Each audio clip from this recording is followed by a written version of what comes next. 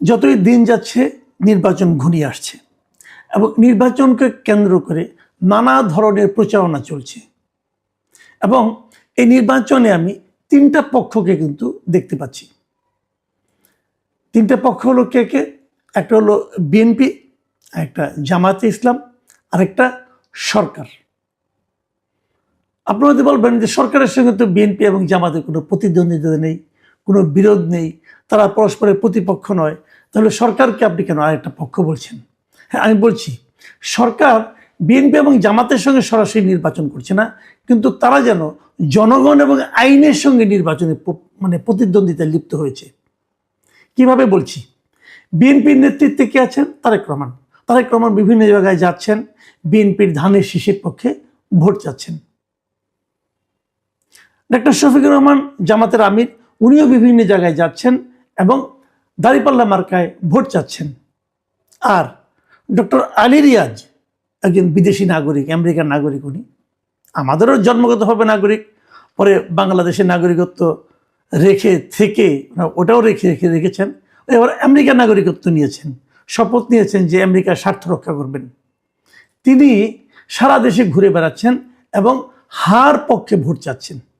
আমাদের তারেক রহমান এবং আমাদের শফিকুর রহমান, ওনারা কিন্তু ভোট চাইতে যে কাউকে আইন ভাঙতে বলছেন না, কিন্তু আলী রিয়াজ সাহেব আইন ভাঙতে বলছেন। উনি সরকারি কর্মকর্তা কর্মচারীদেরকে বলছেন যে আপনারা হার পক্ষে ভোট চান। আবার এদিকে ইলেকশন কমিশন বলছেন যে কোনো সরকারি কর্মকর্তা কর্মচারী যদি হার পক্ষে অথবা নার পক্ষে কোনো একটা পক্ষে যদি তারা ভোট চান, তারা কেবল আইনি লঙ্ঘন করবেন না, তাদের দণ্ড পর্যন্ত দেওয়া যাবে। তাদের 1 বছর থেকে 5 বছর পর্যন্ত দণ্ড হতে পারে। এবার বুঝেন সরকারি কর্মকর্তা কর্মচারীরা কোথায় যাবেন? তারা তো অলরেডি এর মধ্যে দণ্ডের কাজ করে ফেলেছেন, তারা সাজা পাওয়ার মতো অপরাধ করে ফেলেছেন। এবং দেশের এমন কোনো সরকারি অফিস নেই যেখানে নাকি হার পক্ষে প্রচারণা শুরু করে দেওয়া হয়নি। তাহলে এই দণ্ড কাকে দেওয়া হবে? নির্বাচন কমিশন বলছে যে এখানে নতুন করে আমার বলার কিছু নেই, এটা তো আইনেই আছে। গণপ্রতিনিধিত্ব যে আইনটা, যেটাকে আরপিও বলা হয়, মানে যে আইনের অধীনে নির্বাচন হয়, সে আইনেই আছে যে কোনো সরকারি কর্মকর্তা কর্মচারী নির্বাচনের কোনো একটা পক্ষে প্রচারণা চালাতে পারবে না। আসেন আমরা সেই আইনটা একটু দেখি। সেই আইনটাতে কি বলা হয়েছে? গণপ্রতিনিধিত্ব আদেশ 1972 এর 86 অনুচ্ছেদে কি বলা আছে?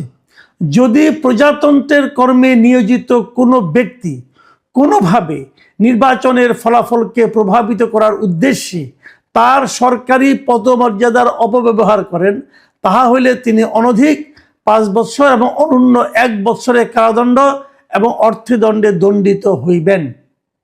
ক্লিয়ার কথা? তাহলে তারা তো অলরেডি প্রভাবিত করা শুরু করেছে, তারা হার পক্ষে প্রভাবিত করা শুরু করেছে। এদের প্রত্যেকের তো মিনিমাম 1 বছরের শাস্তি হবে। আলী রিয়াজকে শাস্তি কমাতে পারবেন? ওনার আমেরিকার প্রভাব খাটিয়ে পারবেন? এই যখন ঘটনা দেখেন, আলী রিয়াজ কি করতেছেন? আলী রিয়াজ সাহেব উনি আবার এখন মন্ত্রীর পদমর্যাদা আছেন। উনি দেখেন ওনার, আমি গতকাল 3 দিনের একটা ইতিহাস দিচ্ছি আপনি, 3 দিনের ওনার অকর্মকাণ্ড। বুধবার দিন, আজকে এফডিসিতে একটা ডিবেট ফর ডেমোক্রেসি একটা অনুষ্ঠান হয়েছিল, সেখানে উনি উপস্থিত থেকে বলেছেন গণভোটে হা জয়যুক্ত হলে তারুণ্যের স্বপ্ন বাস্তবায়ন হবে, উনি বলেছেন। আগের দিন উনি জাতীয় জাদুঘরের মিলনায়তনে গণভোটের প্রচার ও ভোটার উদ্বুদ্ধকরণের উদ্দেশ্যে সনাতন ধর্মাবলম্বীদের সঙ্গে একটা মত বিনিময় করেছেন।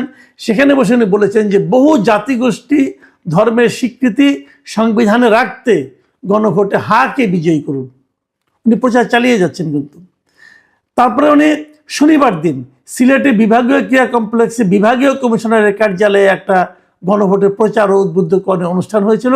সেখানে উনি বলেছেন ব্যক্তির একক ক্ষমতা নিয়ন্ত্রণে হা ভোট দিন, উনি এগুলি বলছেন। ইন্টারেস্টিং হলো এগুলো হয়তো উনি বলছেন, এখানেও আইন ভঙ্গ করছেন উনি। তারপরে আমি ধরে নিলাম উনি উপদেষ্টা, উনি এটা বানিয়েছেন, ওনার খুব আবেগ আছে পেছনে, ঠিক আছে মানলাম।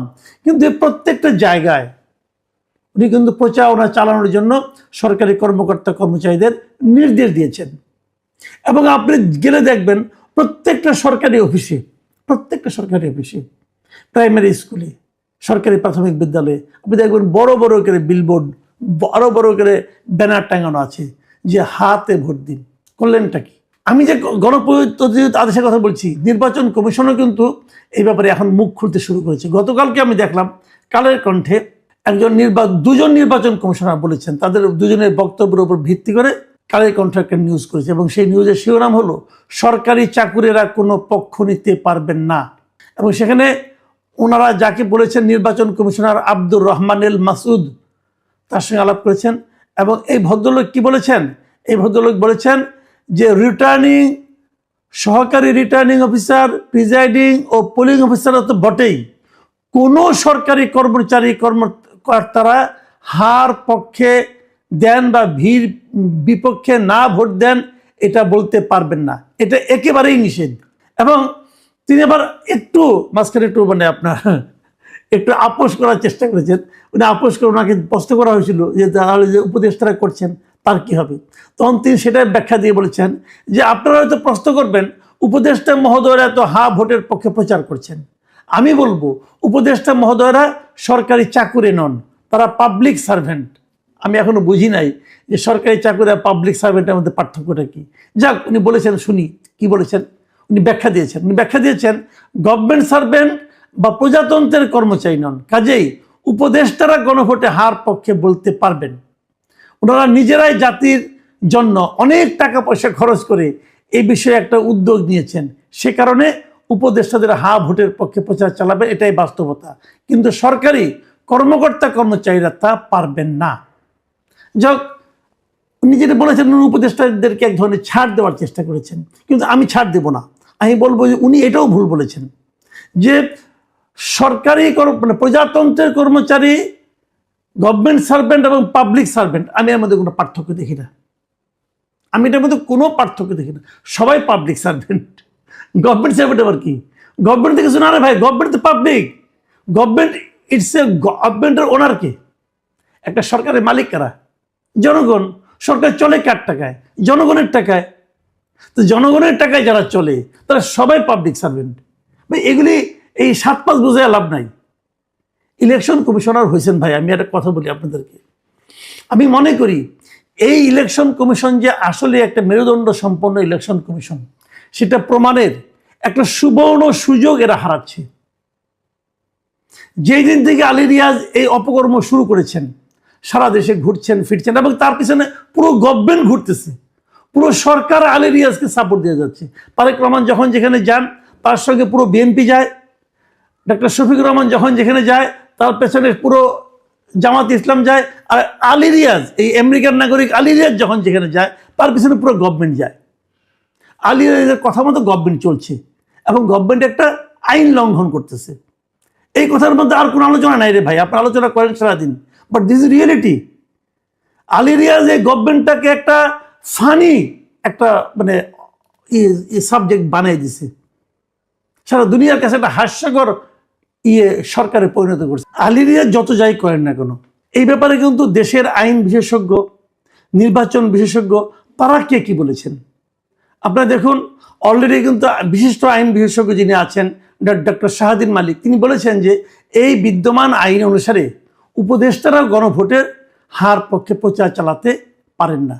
এবং খুবই আলোচিত নির্বাচন সংস্কার কমিশনের যিনি সদস্য ছিলেন বেগম জেসমিন টুলি, তিনিও একটা কথা বলছেন আগে, এবং উনি বলছেন যে এই নির্বাচন কমিশনের উচিত ছিল এই যে আইনের বাধ্যবাধকতা, এটা আগেই এই উপদেষ্টাদেরকে জানিয়ে দেওয়া। যে কথাটা আমি একটু আগে বললাম যে নির্বাচন কমিশনের একটা মানে সুবর্ণ সুযোগ ছিল যে ওনারা যে একটা সরকারের মানে কথা মতো চলার জন্য আসেন নাই, ওনারা যে স্বাধীনভাবে একটা নির্বাচন পরিচালনা করতে আসছেন, এটা প্রমাণের একটা সুবর্ণ সুযোগ ওনারা নষ্ট করেছেন।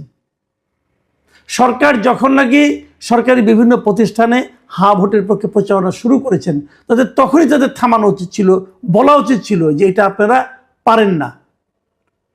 এই কাজ শুরু হয়েছে আরো 2 সপ্তাহ আগে, 2 সপ্তাহ পরে এসে ওনারা বলতেছেন যে ওনারা এটা পারেন না। মানে আমি যে একটা কথা বলেছিলাম, বহুবার বলেছি, যে এই নির্বাচন কমিশনকে আমার কাছে অথর্ব, অযোগ্য এবং অনভিজ্ঞ মনে হয়, তার প্রমাণ তারা দিয়েছেন। যে তারা বুঝতেই পারছেন না কখন থামাতে হবে, কখন বলতে হবে যে এই কাজটা আপনি পারেন না করতে। ভাগ্য ভালো একজন নির্বাচন কমিশনার, আমি এই আব্দুর রহমানুল মাসুদ সাহেবকে ধন্যবাদ জানাচ্ছি যে উনি মেরুদণ্ড সোজা করে কথাটা বলেছেন।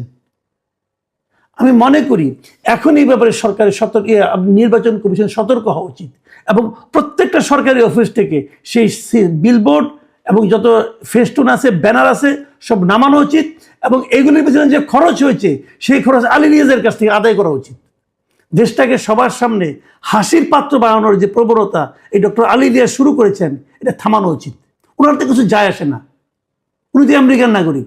আমরা মানুষের কাছে বেজ্জতি হলে ওনার কি যায় আসে? উনি একের পর এক আইন ভেঙে চলেছেন। প্রিয় দর্শক, আমি শুরুতে যেটা বলেছিলাম যে আসলে তিনটা পক্ষ দেখছি, একটা বিএনপি তারেক রহমানের নেতৃত্বে, আরেকটা জামাতে ইসলামী, সেটা হলো আপনার ডক্টর শফিকুর রহমানের নেতৃত্বে, আরেকটা হলো সরকার, এই অন্তর্বর্তীকালীন সরকার ডক্টর আলী রিয়াজের নেতৃত্বে। এই ত্রিমুখী হচ্ছে সরকারের ভাব দেখে মনে হচ্ছে জাতীয় নির্বাচন তাদের কাছে কোনো ইস্যু না। তাদের জীবনমরণ সমস্যা হচ্ছে এখন হা ভোটকে জয়যুক্ত করানো। অদ্ভুত।